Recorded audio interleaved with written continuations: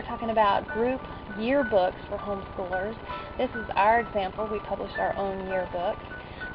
What we did is we took 2 pieces of cardstock for the front cover and 2 pieces for the back cover, glued them together, decorated one side for the cover.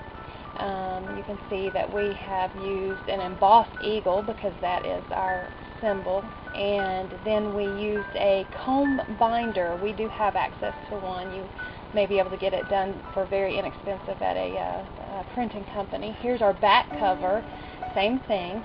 Here's the comb binder that you need to have access to, and then here is the laminator. We do laminate the front and back covers. As we go through the inside, you're going to see some sticky notes here and there, and that's just to maintain privacy because people's names are in these yearbooks and we want to let them have their names private. We decided to do our yearbooks according to family, by their, alphabetically by their last name.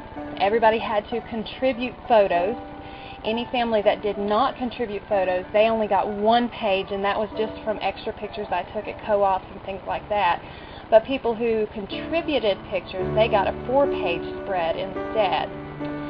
What we did was we took the left and the right side of 2 different spreads, and that was for 1 family. And then anywhere that it ended up on an odd page, we would slip in some activities that we went throughout the year, like this bake sale here, you'll see. And that just made the pages fall on the right side of the book, so that the families with the 4-page spread started on the left. What you will want to do is you need to have a program. I used Publisher, Microsoft Publisher. It's very easy to use. I was able to crop down these pictures and line them up. Some tips on making it look really nicely is to make sure that all the spaces between your pictures are even, and that it's good and balanced. And what I told the teens of our group helped out. I told them that things needed to be squared off and balanced. You will see a few pages that are tilted, or some things that aren't exactly square, but the ultimate goal was to have things up against the margins on the right and left and top and bottom. When you get it ready for printing, we had an 80-page book, and you do not want to save all that into one large file because it gets too large.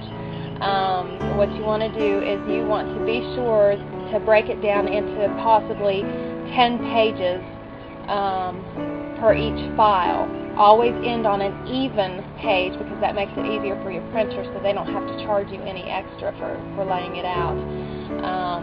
But separate it out into different files, possibly 10 to 15 pages, or 10 to 16 pages each.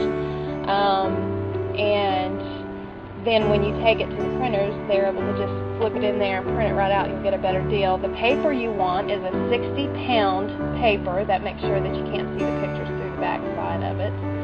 You want to be sure that you use only 2, at most 3 font styles, and whatever font styles you have, you need to save those to a disk to turn into your printing company as well. We did all black and white pictures. When you give them a disc, it turns out just fine to have black and white pictures. It's a very attractive yearbook setup. Also, you want to be sure that any pictures that are turned in, none of them are copyrighted, so be sure to warn your families about that. No copyrighted pictures. As you're laying this out, you may incorporate the use of your teens. I do not recommend younger than teens being involved in yearbook layout because it just gets too complicated. It is best to have no more than 2 teens sitting at the computer at a time, otherwise it's just distracting. 1 to 2 people at the computer is all you really need. I also recommend, as you come up with events in your group, take pictures and go ahead and make those layouts throughout the year. Don't wait toward the end of the year to lay this out. It takes a good 2 months to lay out a nice yearbook, and if you spread it out throughout the year, it makes it so much easier. Hope this helps someone.